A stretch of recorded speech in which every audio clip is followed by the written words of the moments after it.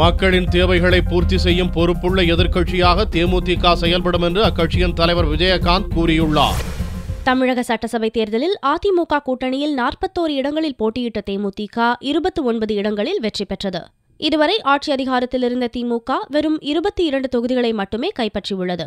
இதனால் எதிர்க்கட்சித் தலைவராக விஜயகாந்த் செயல்படும் நிலை உருவாகியுள்ளது. இந்நிலையில் சென்னை கோயம்பேட்டில் உள்ள தேமுதிக தலைமை அலுவலகத்தில் வெற்றி பெற்ற 28 எம்எல்ஏக்களை சந்தித்து வெற்றிக்கு பாடுபட்டதற்கு நன்றி தெரிவித்தார். தொடர்ந்து செய்தியாளர்களை சந்தித்த தேமுதிக தலைவர் விஜயகாந்த், அதிமுகவுடன் கூட்டணி வைக்காமல் இருந்தால் திமுக வெற்றி பெற்றிருக்கும் என்பதால் இந்த கூட்டணி அமைத்ததாகவும் தெரிவித்தார்.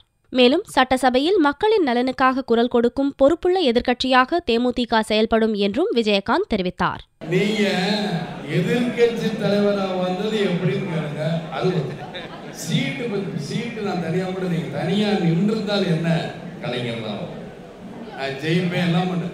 இது அடிக்கடி நடக்கிற பிரச்சனைங்கிறதுனால நாங்க தேர்தல் நிற்கும் கலைஞர் எக்காரணம் கொண்டும் ஆட்சிக்கு வரக்கூடாது.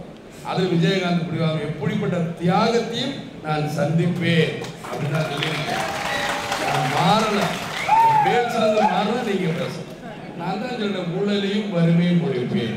அதில் பிடிவாதமா இருக்கிறேன். இப்ப இந்த ஏழை தமிழ்நாட்டு மக்களை காப்பாற்ற நான் போராடுவேன். அது எந்த மாற்று கருத்து கிடையாது.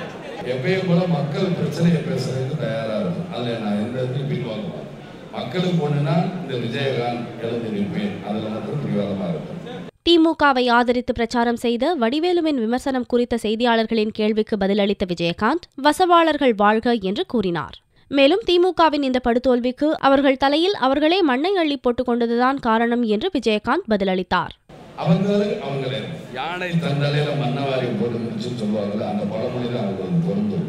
தேர்தலுக்கு பின் அதிமுகவுடனான உறவு நல்ல முறையில் இருப்பதாகவும் தேமுதிகவின் தேர்தல் அறிக்கைகளை செயல்படுத்துவது தொடர்பாக 3 மாதத்தில் முடிவு எடுக்கப்படும் என்றும் அவர் தெரிவித்தார்.